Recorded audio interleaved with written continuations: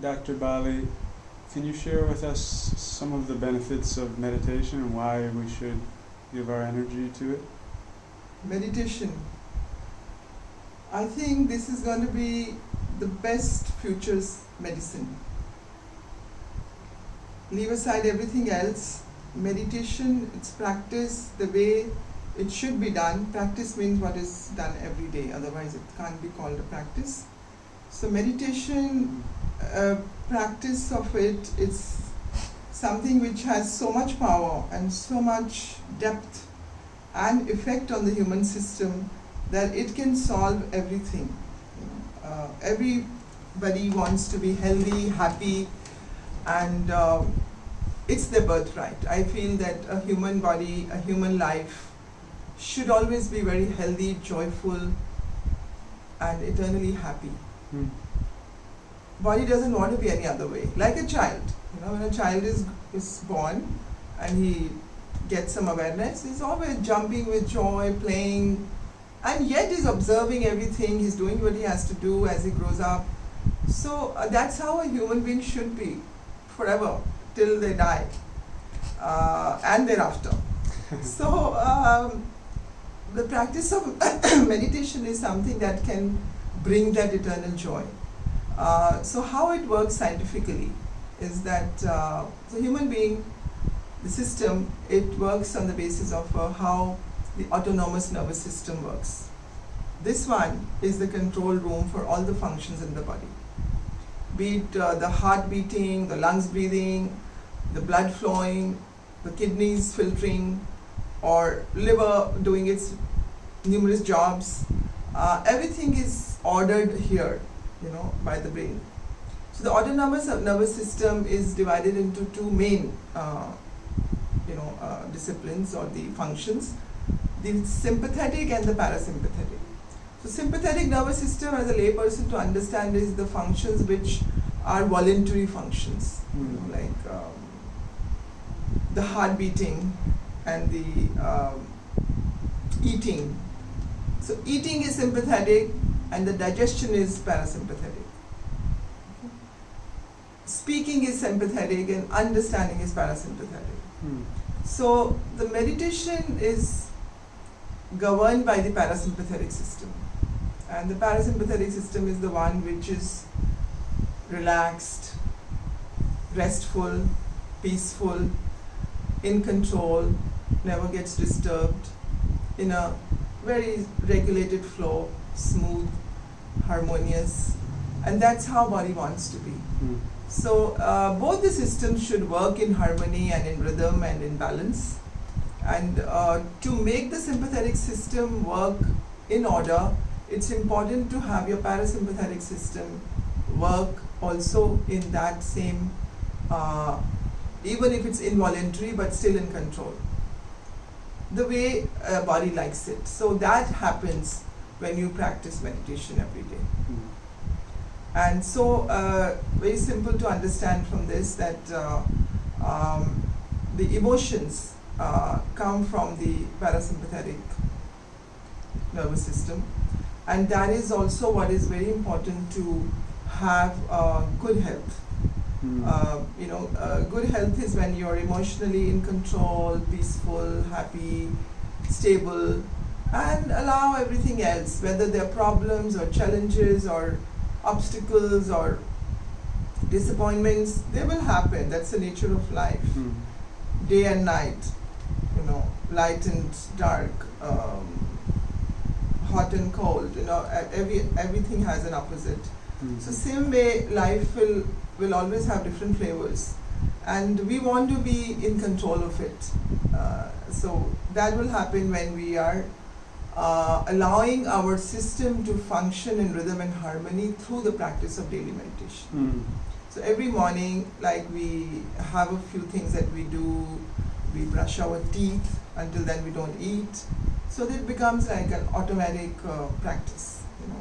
Bathing, for instance, not everybody bathes every day, especially in the West. And here in India, we're going to have a bath to feel clean. And so meditation is like an internal bath. So before meditation, of course, you should do some balancing of the breath, so that you're able to have more benefit from the meditation. And when you do that, maybe 5 to 10 minutes of regulating your breath, so that when you sit in meditation, you are able to be free from anything coming in the way of that meditation. Otherwise, it wouldn't be meditation. What is it? Meditation literally means to focus. Dhyan. Dhyan is to focus singularly, without your attention diverting anywhere. Now for that, some people who are beginning to practice meditation, they think that how can my thoughts are running everywhere and they don't stop. But then as a beginner, we have to allow them to take the course that they want to take, and yet continue your practice of meditation. And there are certain tools by which we can begin to get over these initial obstacles, like give your mind a job to observe your breath, which is a breath watching meditation. Then maybe observe an object. It could be an object of devotion, like a deity's picture or an image, or it could be a candle burning, or it could be, you close your eyes and you visualize a pebble going down the riverbed in a spiral way. So you're only doing that when you give yourself a job. And there's certain functions or certain activities or kriyas in life which are actually very meditative. For instance, when you're cooking or you're dancing or you're singing or you're maybe writing something, your mind won't go anywhere. It will be focused on that job because you're doing it so passionately and so committedly that you would be just focusing on that because you want to do it well. If you're fond of it, these are the things which if they're not your profession, you would do it because you're so fond of it. And you're totally immersed in that practice. So these are the few initial practices which you can do as a part of your practice of meditation. And then a time will come that you'll begin to enjoy that meditative state so much that you would just want to sit and close your eyes and just go within and just go into the deeper and deeper layers of your consciousness, and you will be able to understand the whole phenomena of life and living so much better, and you will equip yourself to deal with all those issues in life in a very, very calm way, like the Buddha did. So they said, be like the Buddha, always happy, joyful, doesn't matter what obstacles come your way. So when you live like this, so meditation, you learn it by practicing it every single day, maybe twice a day for a few minutes, or maybe later you enjoy so much that you want to do it a little bit longer. But your whole journey of life should be of meditation. You should be in a meditative state all the time. For instance, people who are like that, some great men, when they meet somebody, they talk to a person and their 100% attention is on that person, no matter who they are. They could be the prime minister or the great authority of somewhere, but when they live their life like that, then they would give their all, even if it is for 5 minutes, they will be with that person for that time. And that is being meditative.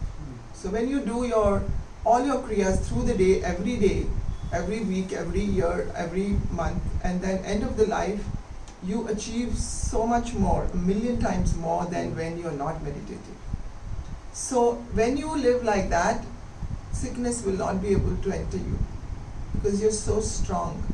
Your immunity is so good because you're in such balance. Nothing disturbs you. And you are a healthy person. So it's going to be more and more the medicine of future. They say lifestyle is the new medicine, the diet is the new medicine, the positive thinking is the new medicine, what you call the energy medicine. So meditation is an energy medicine, and there are stories of where meditation has made cancer go away, the tumors have melted and finished, cysts or anything, headache. You just sit and meditate and they will just disappear because everything is in so much rhythm, and your chakras and all your energy centers are all in harmony. How can sickness be there? So meditation, the lesser said, more said is less. It's something which is absolutely amazing. So I think everyone should practice meditation. In the schools, they should have at least few hours of meditation taught to the children every week, so that they begin to relate to it when they're still young, so that they can have a life of meditation, and not like when you're 60 plus you will sit in meditation. That's totally a wrong understanding of it. It's a beautiful, beautiful practice, a science which relates so well to the human system, that I think it's absolutely fantastic.